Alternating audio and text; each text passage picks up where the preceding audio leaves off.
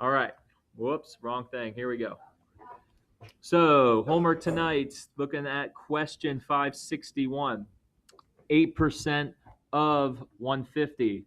So, what the question is asking you is, I'll use my top space here. Pretty much 8% of means multiply of 150. So, 8 times 150.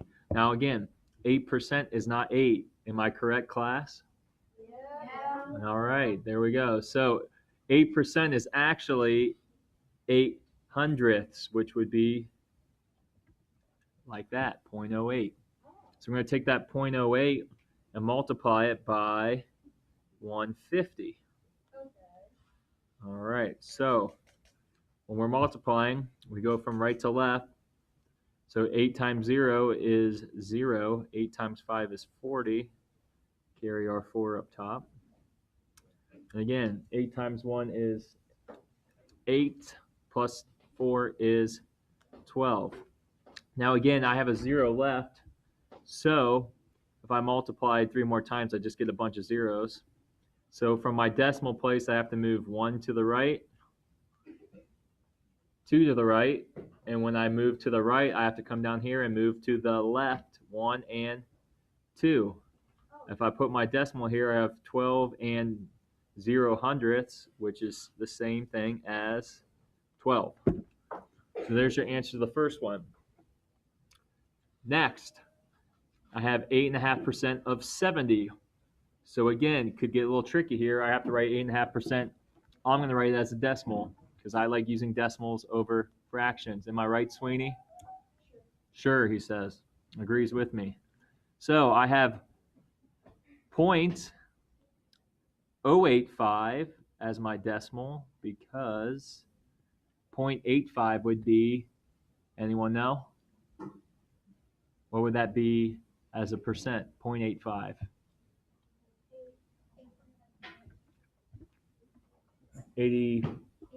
85%, correct. So if I'm multiplying my 0 by my 70 here, I know I'm going to have 3 zeros on the bottom because everything times 0 is 0. I got to line up my place values, so I bring a 0 down. 7 times 5 is 35. I carry my 3. 8 times 7, anyone know?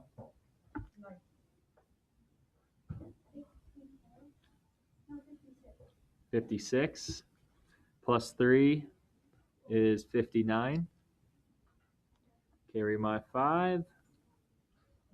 7 times 0 is, plus my 5 is 5. Add them all up. I got 0, 5, 9, 5. I go back to my decimal now. It was right here. 1, 2, 3 to the right, which means I need to go 1, 2, 3 to the left. So I have 5 and 950 thousandths. So my answer is 5 and 950 thousandths, or we can just still make it 95 hundredths. Same thing. So what's 8.5% of 70? 5 and 95 hundredths. So again, think you spent $70 at the store and you left an 8.5% tip or something. Maybe you're at a store where you tip your service, or let's say you're at getting your oil changed. Sometimes you want to tip the guys getting all greasy and stuff like that. If it costs $70, you want to leave them you leave them $5.95. That's your tip. All right, 562. Some of you are lucky because guess what? You didn't have to do that problem in class. Yay. So if you haven't taken my class yet, you can put a nice little X through that. Again, sorry, I'm doing this live with my 6th period here. So you guys don't have to do that problem. All right, next, 563. Billy and Ken, the school's cross-country team stars, were running at the cross-country practice. Billy was going to run 3/4 of the training course, and Ken was going to run half the course. However, during practice, it started to rain and thunder probably, so they could not finish the runs. Billy had finished 1/3 of his run, while Ken had finished 1/2. Draw a picture to determine which cross-country star ran the furthest. So, based on what Billy was going to do, he was going to run 3/4 of the course. So, I'm going to call my top 3/4. I'm going to break it into fourths. Start in the middle, then half, and then bring my halves into halves. And what I'm going to do is kind of make stripes through it to show my 3/4. So that's what Billy planned on doing. Ken said he was going to run half the course. So we just split it in half. And I'll just represent the half. So that's what he was going to do. So far we probably know that Bill was going to run more than Ken, but then it started to rain. So once it started to rain, Billy only finished 1/3 of his run. So we break it into 3 parts. Yep. And then we have to fill in our 1/3. So I'm going to say he did this much. I'm going to put little X's across. Ken only finished half of his half. That's pretty easy to show. I'll split this way a half, and I will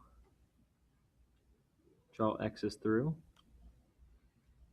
So basically now I have to look how many pieces here have X's and stripes. It looks like 3. 3 out of how many?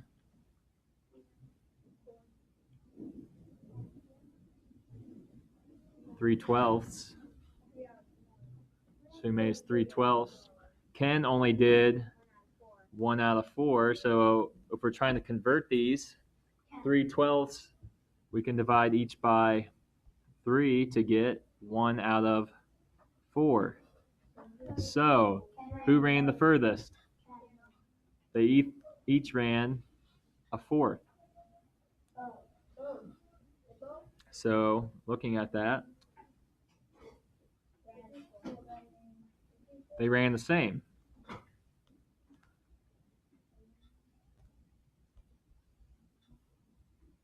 If I can finish that there. All right. So they both ran the same amount. So technically, though, if they ran the same amount,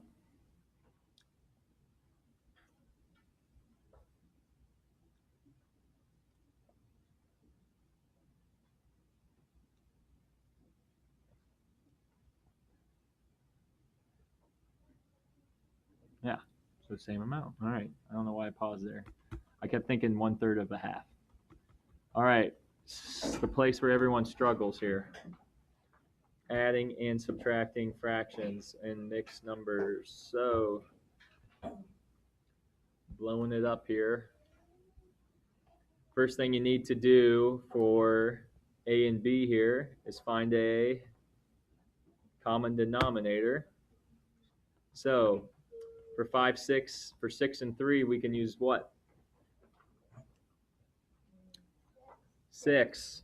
So I'm going to keep my 5, 6 the same because it's already in 6. I need to make my 2/3 into 6.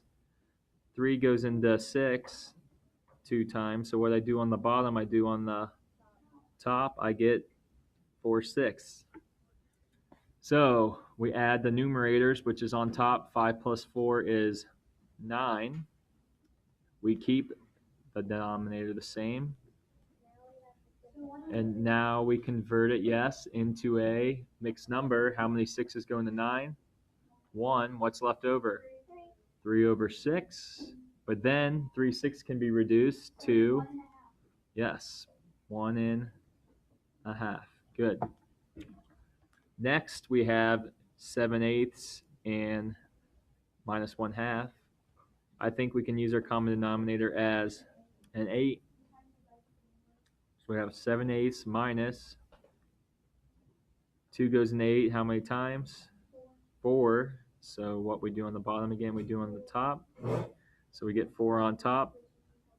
7 minus 4 is 3. Keep the bottom. 3/8 cannot be reduced.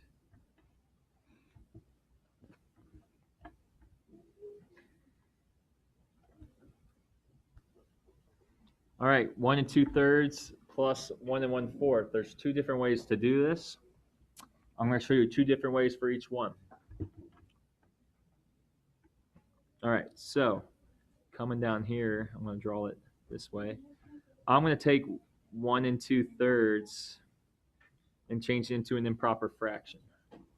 So I'm going to do 3 times 1 plus 2. 3 times 1 is 3 plus 2 is 5. So I'm going to have 5/3 plus 4 times 1 is 4 plus 1 is 5 over 5/4. So now I'm just going to get a common denominator for 3 and 4, which is 12. So I'm going to convert each one into 12ths, which basically is just multiplying by the other denominator. So I'm multiplying this side by 4, multiplying this side by 3. So I get 20 twelfths plus 15 twelfths. Now we simply just add. 20 plus 15 is 35 twelfths. How many 12s go into 35? 2. And there's 11 left over, so your final answer is 2 Na 11 twelfths. Now I used a lot of room there, so I'm just going to erase some up here.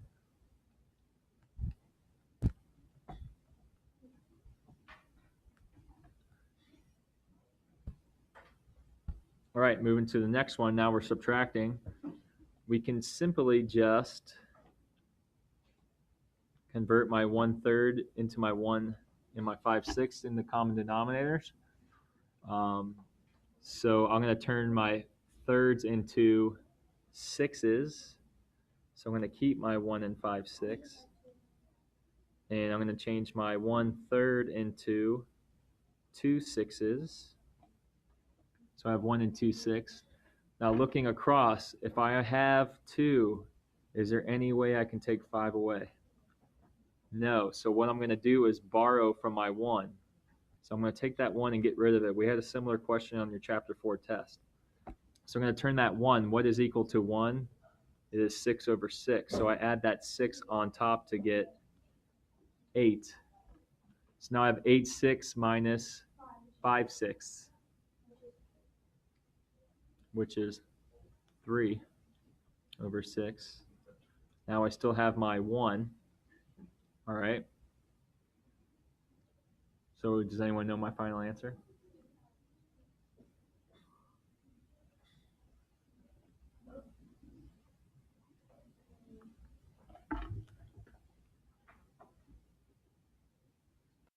All right, so 3/6 is equal to 1/2. So your answer for D is 1/2. All right, last question. Find the missing side. So we're doing a little algebra here, unknowns. That's why we are given x's or y's. So 100 times something is 500. Some of us already know that it is 5. So on top would be 5 centimeters. Now again, you might question yourself, why is 5 centimeters longer than 100 centimeters here? I don't know, but let's just forget that. To check your work, 5 times 100 is 500. Coming down to B. 8 times something. So again, 8 times y equals 64. Now to show you doing it the one-step algebra way, what you do to one side, you do the other. So 8 times y, you do the opposite, which is divide. You divide by one side. Same thing with our common denominators. What you do to one side, you do to the other. So y is equal to 8. 8 times 8 is 64. Last problem here, we have r times 5 is equal to 82. And why I showed you the last way to do it, I don't think anyone really knows what times 5 is 82 because it's not one of our 5 or zeros, not one of our multiples of 5. So again, what I do to one side, I do to the other. Divide both sides by 5. So again, I have my improper fraction. I have to ask myself, how many 5s go into 82? Well, I know what 5 times 10 is 50. 11 is 55. 12 is 60. 13 is 65. 14 is 70. 15 is 75. 16 is 80. So I know it goes in 16 times, which is 80. What's left over? My 2. And I keep my denominator, which is 16 2/5. So R is 16 2/5 centimeters, or simply 16.4. Same thing. So you can write it out as 2/5 or 4/10. If we go back to here, make sure you label your sides as well. So that's the homework tonight. You have all the answers. I know it's 20 minutes. Oh, there's a D. Oh, man, I was trying to get out of here early. Still with you. So again, they gave us 5. So 5 times W is equal to 25. I don't know why they gave you a simple one like this. We all know it's 5, but how? Divide each side by 5. W equals 5 centimeters, which it is a perfect square, right? 5 squared is equal to 25. So your answer is 5 centimeters. And it looks like a really bad heart. All right. All the answers are yours. Hopefully you learned something. If not, watch it again and then again. And next thing you know, you're 25 years old still watching this video. Have a good night.